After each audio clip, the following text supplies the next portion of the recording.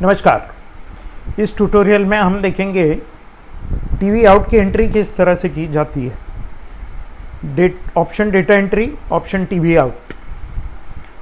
इस बार जो स्क्रीन आया है थोड़ा सा अलग टाइप का स्क्रीन है। टीवी आउट यानी termination voucher slash transfer voucher.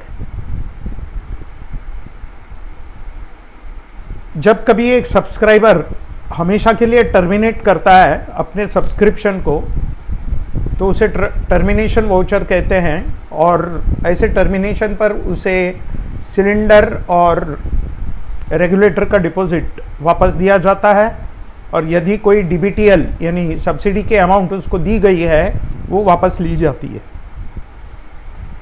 ठीक उसी तरह जब कोई सब्सक्राइबर एक जगह से दूसरी जगह ट्रांसफ़र हो जाता है, उदाहरण के तौर पे समझिए कोई सब्सक्राइबर दिल्ली से मुंबई ट्रांसफ़र होता है, तो दिल्ली में जहाँ पर जिस डिस्ट्रीब्यूटर के पास उसका कनेक्शन है वहाँ पर वो टर्मिनेशन के लिए अप्लाई करता है, और एक वहाँ पर उसका कनेक्शन टर्मिनेट होता है, और टर्मिनेशन के बाद उसको सिलेंडर और रेगुलेटर की डिपॉजिट लौटाई जाती है, और उसी वक्त डीबीटीएल यानी सब्सिडी की कोई अमाउंट हो जो ऑलरेडी उसे दिया गया है, वो अमाउंट उसमें से रिकवर की जाती है।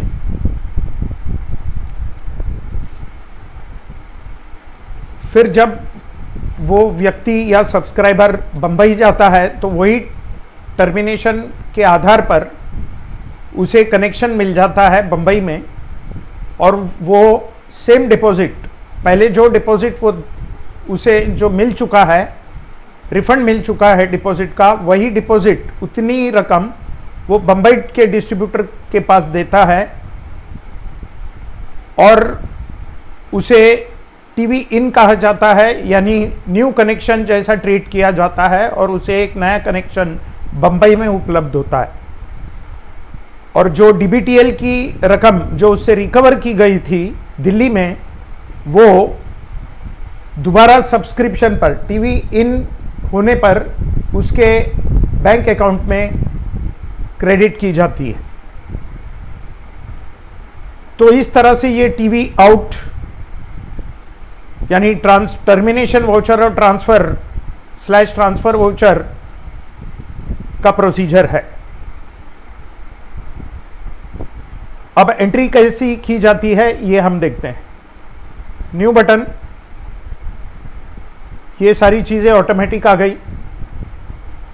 कंज्यूमर नंबर ये कंपलसरी नहीं है, फिर भी डाले तो अच्छा है। एसवी नंबर, ये कस्टमर का नाम, मोबाइल नंबर, टीवी नंबर, यानी जो टर्मिनेशन स्लैश ट्रांसफर वाउचर आपको आपके कंपनी के पोर्टल से उपलब्ध हुआ है, वो टर्मिनेशन वाउचर आपको यहां पर डालना है। यहां पर हम सिलेंडर, अगर एक सिलेंडर सरेंडर किया है तो जो भी सिलेंडर का डिपॉजिट था, क्योंकि सिलेंडर का डिपॉजिट कुछ भी हो सकता है, क्योंकि वो सब्सक्राइबर आज से कभी भी पहले बने होंगे, उस वक्त का जो डिपॉजिट था वो डिपॉजिट उसे लौटाया जाएगा। ठीक उसी तरह रेगुलेटर का जब वो सब्सक्राइबर बने थे उस वक्त जो डिपॉजिट था वो डिपॉजिट उसे लौटाया जाएगा। और यहाँ पर ये आप देख रहे हैं impress fund stroke advance subsidy, जो हम डीबीटीएल का अमाउंट ऑलरेडी कंपनी उसके खाते में, बैंक के खाते में ट्रांसफर कर चुकी है, वो अमाउंट रिकवर होगी जब वो कनेक्शन को टर्मिनेट करता है। पिछला डीबीटीएल अमाउंट, ये डीबीटीएल अमाउंट कितना है ये भी आपको कंपनी के इस ट्रांसफर वाउचर, कंपनी का जो ट्रांसफर वाउचर कंपनी के पोर्टल से जो ट्रांसफर वाउचर निकला है उसमें से आपको पता चल जाएगा। और वो आप उसे रिकवर करेंगे और बैलेंस अमाउंट जो बनता है, मतलब उसके डिपॉजिट थे 1100 रुपये, डीबीटीएल का अमाउंट था 300 रुपये, बची हुई रकम है 800 रुपये, वो 800 रुपये आप उसे रिफंड करेंगे और नरेशन में आप लिख सकते हैं ट्रांसफर्ड टू मुंबई।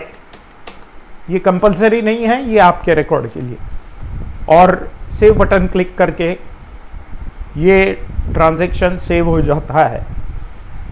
आप देखेंगे कि यहाँ पर कोई प्रिंट बटन नहीं है, क्योंकि टीवी आउट का जो वाउचर है हमारे यहाँ से प्रिंट नहीं होगा, क्योंकि यदि हमारे यहाँ से प्रिंट होगा तो डिस्ट्रीब्यूटर या उसका स्टाफ गलती से ये वाउचर दे सकता है, और ये वाउचर जब कस्टमर दूसरी जगह जाएगा तो वो एक्सेप्टेबल नहीं होगा, क्योंकि जो दूसरा डिस्ट्रीब्यूटर होगा बंबई में वो सिर्फ कंपनी का छपा हुआ ट्रांसफर वाउचर वही वैलिड डॉक्यूमेंट है, वही कस्टमर को देना चाहिए।